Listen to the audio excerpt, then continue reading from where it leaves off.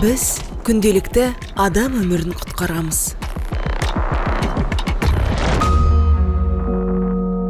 Біз күнделікті адамдарға өнерімізді паш етеміз. Біз күнделікті адамдардың өз жақындарына аман жетуіне көмектесеміз. Бірақ бәрімізге отбасымыздағы береке мен бірлік маңызда.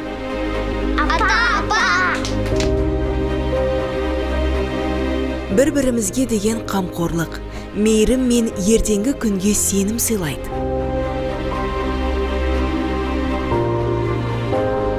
Әр бала қамсыз балалық шақ пен махаббатқа, қолдауға мұқтаж.